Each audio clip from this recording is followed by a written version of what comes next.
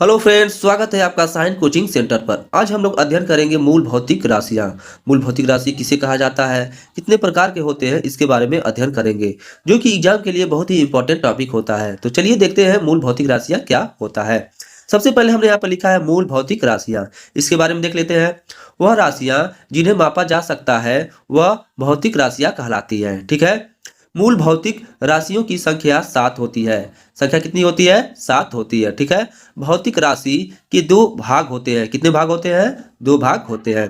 पहला उसका परिमाण और दूसरा उसकी इकाई। यानी पहला जो होता है परिमाण बताता है और दूसरा क्या बताता है? इकाई बताता है। ठीक है। आगे देख लेते हैं।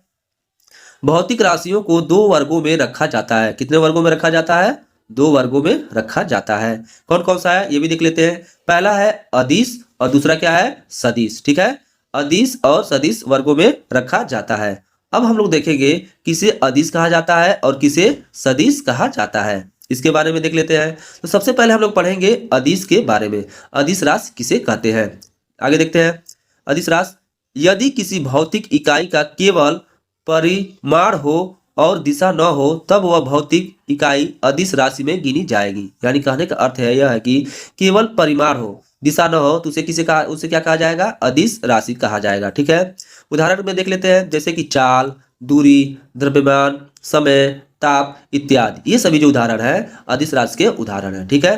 अब हम लोग देख लेते हैं सदिश राशि किसे कहते हैं। सदिश राशि क्या होता है तो इसके बारे में देख लेते हैं। जिन भौतिक इकाइयों का परिमाण और दिशा दोनों ही होता है उसे सदिश राशि कहते हैं। यानी कहने का अर्थ यह है कि सदिश राशि में परिमाण और दिशा दोनों होता है तो उसी को क्या कहा जाता है? सदिश राशि कहते हैं। ठीक है। उदाहरण देख लेते हैं इसका क्या होगा, जैसे कि वेग, विस्थापन, बल, संवेग इत्यादि। ये सभी जो एग्जाम्पल है इसके हैं सदिश के उदाहरण है। आशा करता हूं कि आपको मूल भौतिक राशियां अच्छे से समझ में आ गया होगा। अगर वीडियो आपको अच्छी लगी होगी तो हमारे चैनल को जरूर सब्सक्राइब करें।